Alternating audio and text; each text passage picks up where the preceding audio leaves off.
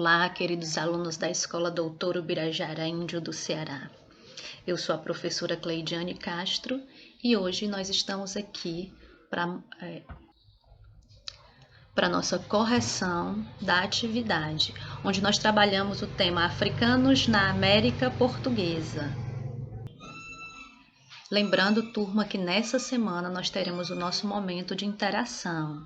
E é de extrema importância que todos vocês participem e aproveitem para tirar suas dúvidas, né? Nosso momento de interação é um momento ao vivo pelo Google Meet. Então, participem, anotem as suas dúvidas, né? Para que vocês possam perguntar aos professores durante os momentos de interação, ok? É justamente para isso que nós fazemos esse momento de interação, para que vocês possam aí esclarecer todas as dúvidas de vocês com relação aos conteúdos que nós estamos dando agora durante a pandemia, já que nós não estamos tendo aqui o prazer de estar em sala de aula com vocês, ok? Então vamos para a nossa correção de hoje. Nossa primeira questão diz o seguinte: no Brasil, o quilombo foi uma das formas de resistência da população escrava. Sobre os quilombos no Brasil, é correto afirmar que o ou a, item A, maior número de quilombos se concentrou na região nordeste do Brasil, em função da decadência das lavouras cafeeiras, já que os fazendeiros impossibilitados de sustentar os seus escravos incentivou-lhes a fuga. Bom, turminha, nós vamos perceber que esse item A ele vai estar incorreto, certo?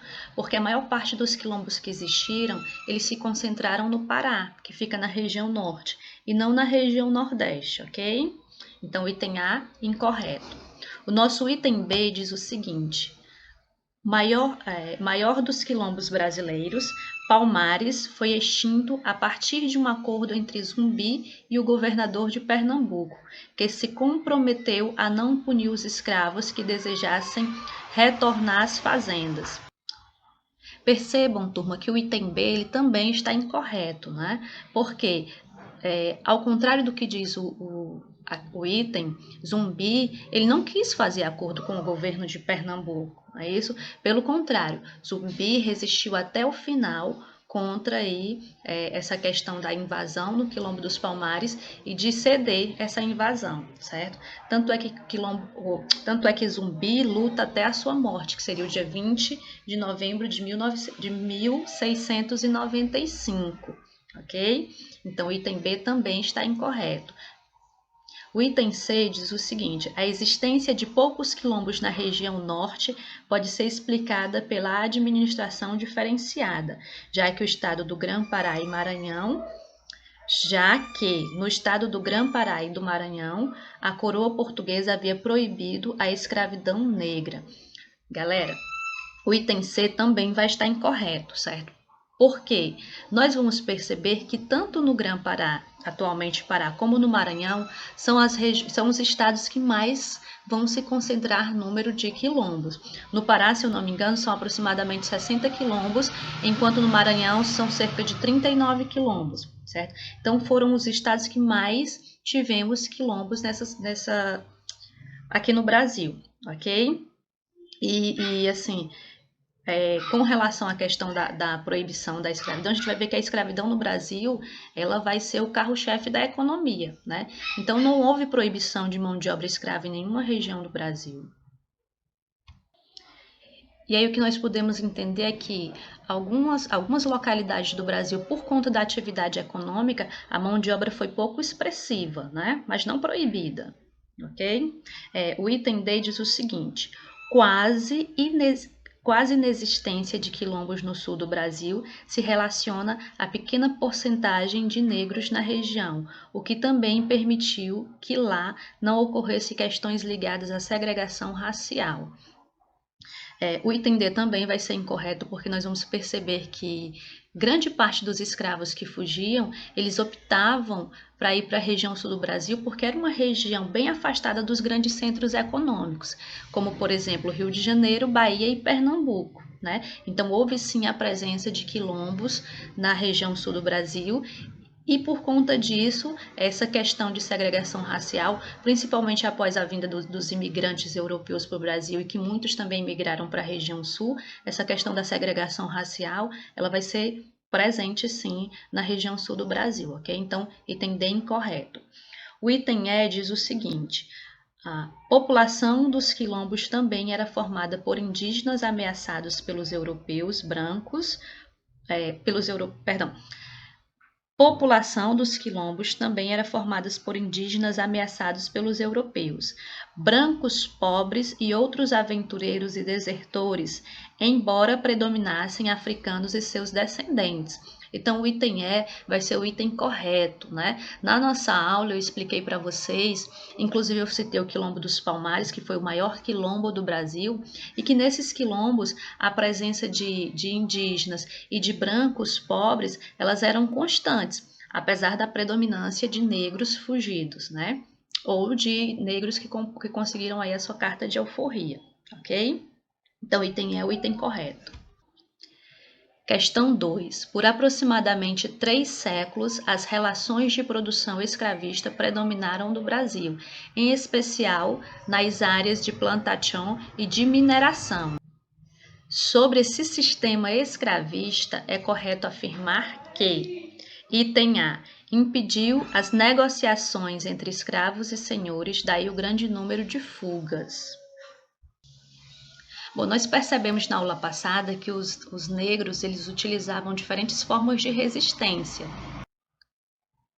como, por exemplo, quebra de equipamento, né, fazer corpo mole no momento, na hora do trabalho. Então, assim, algumas dessas questões faziam com que alguns senhores optassem por acordos com esses escravos. Então, o item aí, ele vai estar sim, certo, correto. Perdão, né? O item A, ele vai estar aí com relação à questão, né? Ele não vai estar 100% correto, ok? O item B diz o seguinte: favoreceu ao longo dos anos o acúmulo de capital em razão do tráfico negreiro, né? Então, nós percebemos na nossa aula passada que a partir de 1532, os primeiros escravos eles começaram a chegar aqui no Brasil para trabalhar como mão de obra nas lavouras de açúcar, né, da plantação de cana-de-açúcar. Então, nós vamos ter 300 anos, aí, aproximadamente 300 anos de escravidão, o que rendeu muito lucro para esses senhores de escravos e para os traficantes de escravos, né? Então, a mão de obra escrava ela vai ser um das atividades econômicas mais lucrativas aqui no Brasil. Correto, ok? Então, o item B seria o item correto. Questão 3 diz o seguinte: nos mais de 300 anos de existência da escravidão africana na América e nos anos em que existiu a escravidão indígena, as populações escravizadas resistiram de diferentes formas ao processo de escravidão. Resistir, entretanto, não significa suportar, mas sim lutar contra a dominação imposta, buscar a liberdade. Roberto Castelli Júnior, História, Texto e Contexto, São Paulo, Editora Scipione, 2006, página 300. Durante o período colonial e imperial, a resistência dos africanos escravizados contra a escravidão ocorreu de várias formas. Dentre elas, estavam lutas contra o governo que foram organizadas por escravos ou que tiveram como uma de suas reivindicações o fim da escravidão. Entre as revoltas abaixo com essas características não podemos incluir, né? Então, assim, ocorreram diferentes formas de revoltas contra a escravidão aqui no Brasil, né? Na aula passada, por exemplo, eu citei a revolta dos malês, que vai ser uma revolta iniciada na Bahia pelos negros, né? Que falavam a língua árabe, que eram malês, certo? E essa revolta ela vai acontecer justamente como uma forma de resistência a esse processo de escravidão.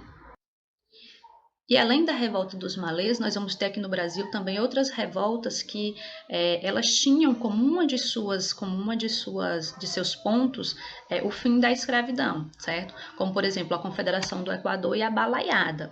Dentre essas que estão aí, apenas a revolta farroupilha é que não tinha aí um cunho de libertação da escravidão, certo? E sim, era um movimento de reivindicação à questão econômica mesmo, com relação ao preço do charque do sul do Brasil, da região sul do Brasil. Então, o item D seria o item correto com relação à questão, ok?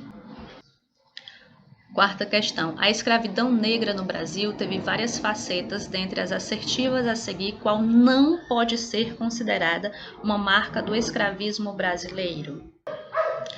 Bom, turma, nós vamos ter o nosso item B como opção correta, certo? Todos os escravos se reconheciam como igual e lutaram juntos pelo fim da infame escravidão. O texto a seguir retrata uma das mais tristes páginas da história do Brasil, a escravidão. O bojo dos navios da nação e da morte era o ventre da besta mercantilista, uma máquina de moer carne humana, funcionando incessantemente para alimentar as plantações e os engenhos, as minas e as mesas, a casa e a cama dos senhores, e mais do que tudo, os cofres dos traficantes de homens. Eduardo Bueno, Brasil, uma história, a incrível saga de um país. São Paulo, Editora Ática, 2003, página 112. Sobre a escravidão como atividade econômica no Brasil colonial, é correto afirmar que, certo? Então, nós vamos ter o item E como item correto. Os escravos amontoados em condições desumanas eram transportados da África para o Brasil nos porões dos navios negreiros como uma forma de diminuição de custos. Com isso, muitos cativos morriam antes de chegarem ao seu destino, né? Então, item E, item correto. Bom, é isso aí, turma. Nossa correção fica por aqui. Espero que vocês tenham gostado e não esqueçam de participar do nosso momento de interação. Beijo, fiquem com Deus.